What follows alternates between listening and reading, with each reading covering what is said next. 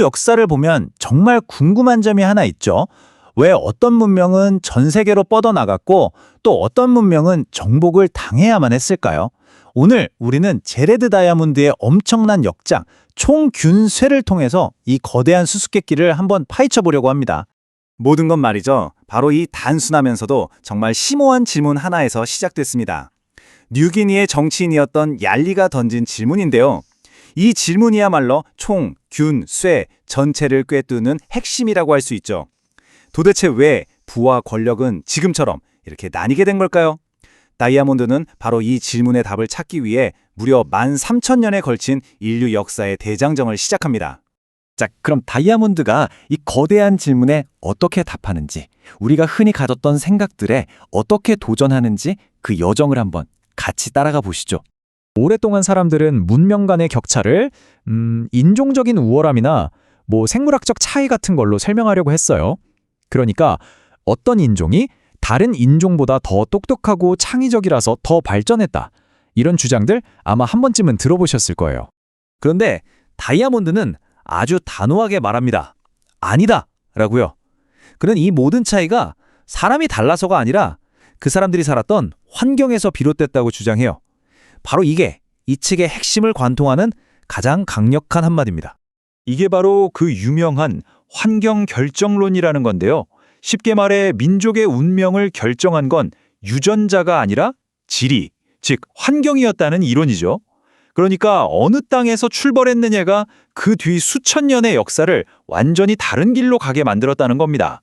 그렇다면 구체적으로 이 환경과 질이라는 게 어떻게 해서 얄리가 말했던 그 화물, 즉 부와 기술의 엄청난 격차를 만들어냈다는 걸까요?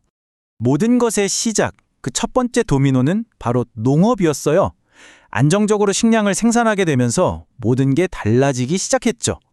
먹을 게 남아도니까 이제 모든 사람이 농사에만 매달릴 필요가 없어진 거예요. 그 결과 군인, 관료, 기술자 같은 전문가들이 등장할 수 있었고요. 바로 이 사람들이 복잡한 사회를 만들고 기술, 제도, 문자를 발전시킨 주역이었습니다. 여기서 정말 흥미로운 지점이 나옵니다. 바로 대륙이 뻗어있는 방향, 이 단순한 차이가 문명의 속도를 결정했다는 건데요. 동서로 길게 뻗은 유라시아는 기후가 비슷하잖아요. 그래서 작물이나 기술이 마치 고속도로를 달리듯 쌩쌩 퍼져나갔습니다. 그런데 남북으로 긴 아메리카와 아프리카는 위도가 계속 바뀌니까 기후도 완전히 달라지죠. 이건 계속해서 장애물을 만나는 코스나 마찬가지였던 거예요. 확산 속도가 느릴 수밖에 없었죠. 가축화도 정말 중요한 변수였어요. 다이아몬드가 여기서 안나 카레니나 법칙이라는 아주 재밌는 비유를 드는데요. 톨스토이 소설 첫 문장이 행복한 가정은 모두 엇비슷하지만 불행한 가정은 저마다의 이유로 불행하다잖아요. 가축화도 똑같다는 거예요. 성공적인 가축이 되려면 이 까다로운 조건들을 전부 통과해야만 합니다. 단 하나라도 어긋나면 바로 탈락이죠. 그러다 보니 대부분의 동물이 이 오디션에서 떨어진 셈입니다. 이걸 보면 지리적 운이라는 게 얼마나 불공평했는지 한눈에 들어오죠. 유러시아는 가축으로 삼을 만한 후보 동물이 압도적으로 많았어요. 13종. 그런데 다른 대륙은 고작 1종, 심지어 0종인 곳도 있었죠. 이 출발선의 차이가 나중에 얼마나 어마어마한 격차를 만들어냈을지 짐작이 가시죠? 자, 이렇게 농업에서 앞서 나간 게 어떻게 정복의 직접적인 무기, 즉 이 책의 제목인 총, 균, 쇠로 이어졌을까요?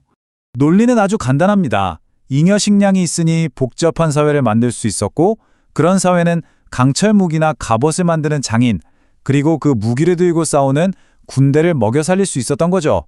결국 농업의 힘이 곧 군사력으로 직결된 겁니다. 하지만요, 진짜 가장 강력했던 무기는 눈에 보이지도 않았습니다. 바로 균이었죠. 수천 년 동안 가축과 함께 살면서 유라시아인들은 동물에게서 온갖 병원균으로 옮겨왔어요. 그 과정에서 끔찍한 전염병으로 수많은 사람들이 죽었지만 살아남은 사람들은 강력한 면역력이라는 엄청난 선물을 얻게 된 거죠. 그러니까 핵심은 이거예요. 유럽인들이 아메리카 대륙에 도착했을 때 그들은 사실상 걸어다니는 생물학 무기나 다름없었어요. 천연두나 홍역 같은 병에 전혀 면역이 없었던 아메리카 원주민 사회는 그냥 속수무책으로 쓰러졌습니다. 그 결과가 바로 이 믿기지 않는 숫자 99%라는 어마어마한 인구 붕괴로 나타난 겁니다. 자, 그런데 이렇게 강력하고 설득력 있는 다이아몬드의 이론도 비판에서 자유로울 수는 없댔죠? 오늘날까지도 이 논쟁은 아주 뜨겁게 계속되고 있습니다. 비판의 핵심을 좀 짚어보자면 이런 거예요. 첫째, 역사가 어떻게 지리 하나만으로 다 설명이 되냐? 이거 너무 단순한 거 아니냐는 거죠.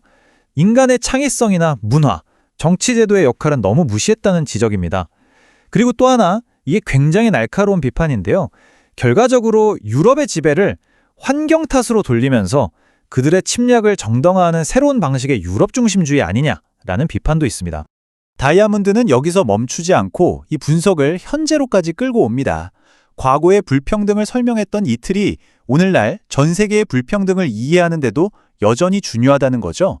각 나라가 처한 환경적인 조건의 차이가 여전히 국가 간의 격차를 만드는 핵심 요인 중 하나라는 겁니다. 그리고 바로 이 지점에서 우리는 마지막 질문과 마주하게 됩니다.